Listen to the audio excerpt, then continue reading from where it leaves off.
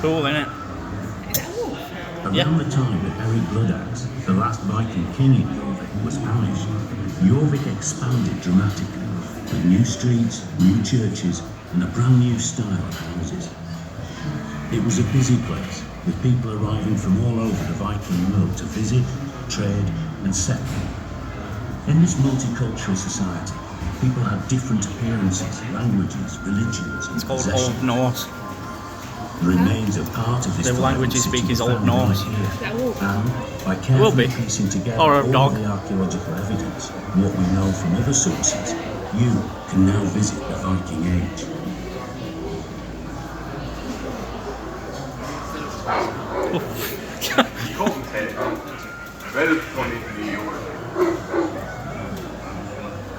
You have arrived by the River Foss. Ahead lies the city Wow. with countless houses and workshops, many of them newly rebuilt. Some, like this damaged one, a victim of an untended hearth perhaps. As ships became more seaworthy, the Vikings created wider trading routes, sometimes using chains of middlemen to carry goods from one side of the Viking world to the other. Silks and a cowrie shell found here suggest trade with Central Asia, the Eastern Mediterranean and the Red Sea. It's possible that Arab traders like this man made their way to Jorvik to sell their goods. Slavers may have come to Jorvik from Dublin or elsewhere, bringing with them the spoils of their raids or battle victories. Slaves were an important part of society all over Northern and Western Europe at this time. It looks like this slave trader is trying to make his way up to Copenhagen. But before we get there, let's have a look at some of the many craftspeople working here in the city. Making combs out of antler. Here's Sigurd. Making combs out of He's antler and using bone. animal bones and antler from Yeah. deer to make some everyday objects such as combs, comb cases, skates, and bone pins. They even Making a even had comb skates. could be very time consuming. But the ones found here were made from many pieces riveted together and then decorated. We know that the Vikings liked to keep themselves well groomed, as we found many combs in the excavations, as well as items such as tweezers and even ear scoops. Yeah, ear scoops for you to get whacked out your ear. We'll now head away from the river towards the street, Copenhagen, and meet some more of the people who lived and worked here. Ahead, you can see a simple, single-story building. These older houses were built from posts and wattle and had earth floors and thatched roofs. Most of these houses went out of use in the middle of the 10th century when they were replaced by the oak plank buildings that we'll talk about later. These early houses were built end-on to the streets and had long backyards with rubbish pits in them. It's not likely that they grew much food in the yards, but they probably kept animals there, such as those pigs you can see in the pen by the fence. From the many pig bones we found here, we know that Viking pigs were quite short and had a long snout like a wild boar. Pigs will eat almost anything, so would have been a great way to turn household waste into meat. Here's the blacksmith's house. Look inside and you can see his wife by the fire. Grummy, the blacksmith, is teaching his son how to sharpen a knife he's just made.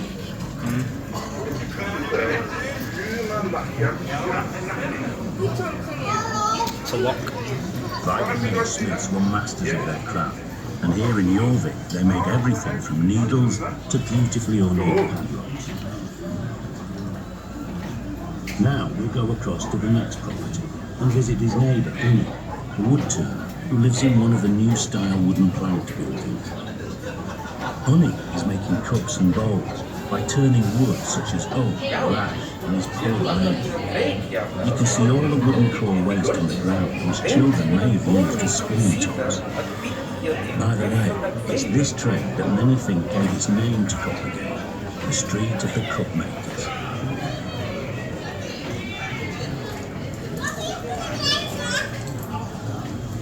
You like it? It's cool, isn't it? Another building is being built behind Unni's house. Here, the cellar is being dug out and lined with oak planks before the upper story is added. You can see a stack of turfs over there that are going to be used to roof this building. Looks like the builders are having a rest though. Hey. Hey.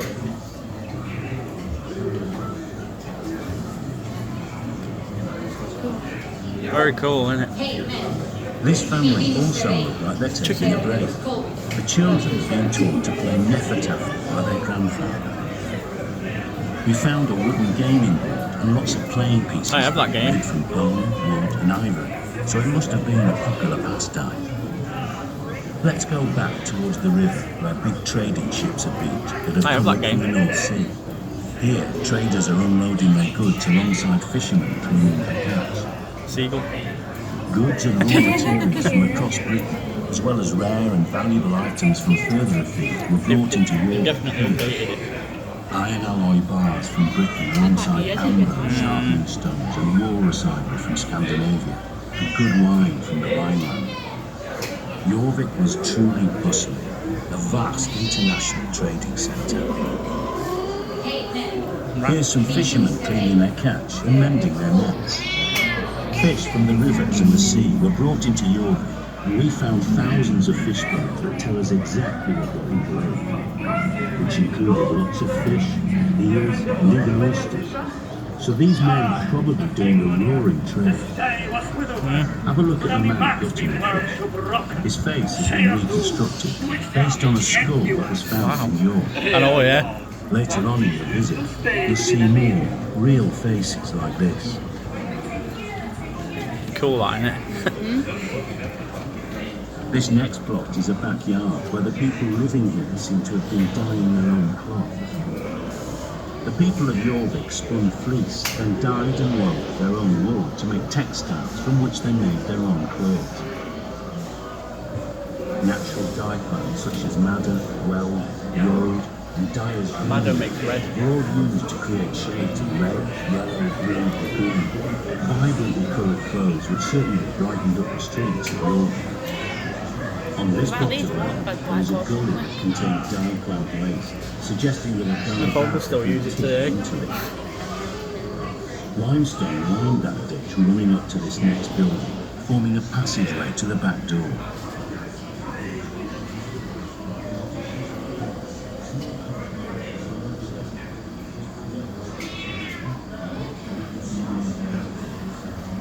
It's very, very cool, this.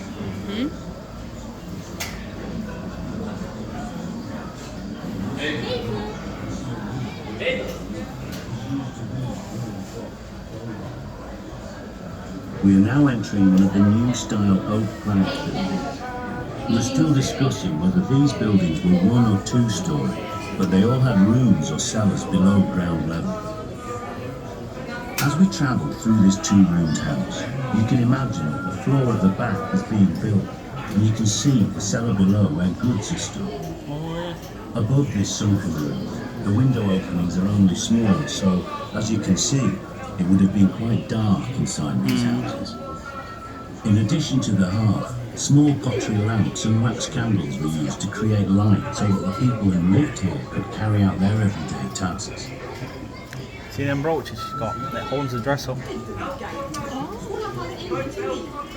In this front room, But you'd be you can like see a really woman wealthy to working own at the something loom, like that. which was used to weave Oh woolen God, yeah. cloth for clothing and blankets.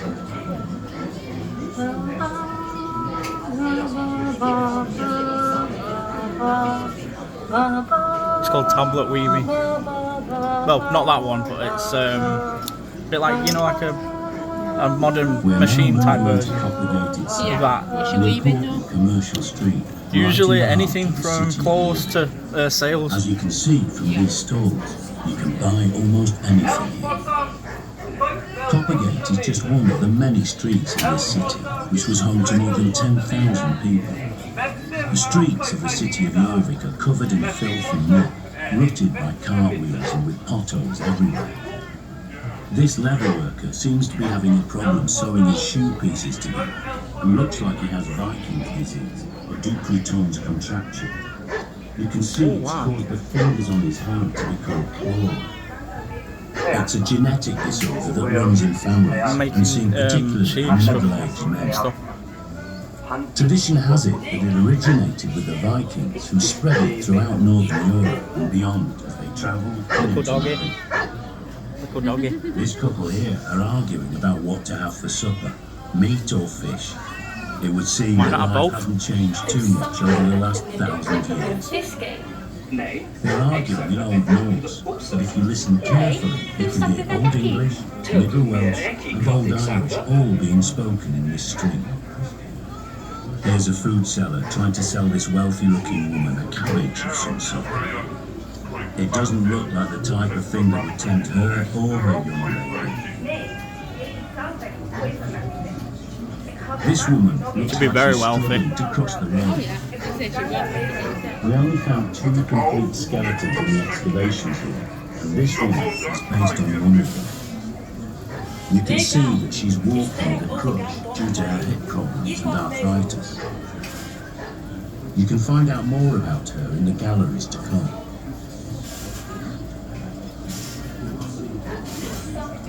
Extremely wealthy.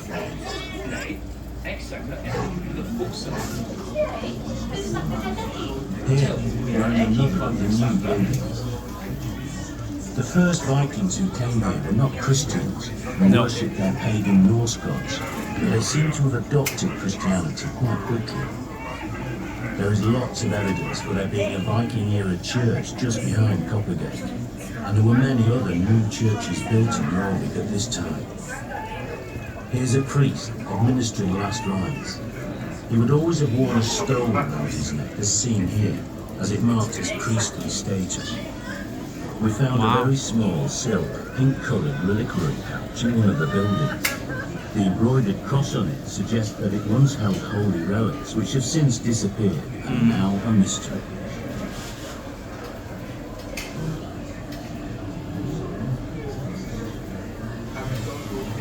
Each property is separated from the next by woven wattle fences.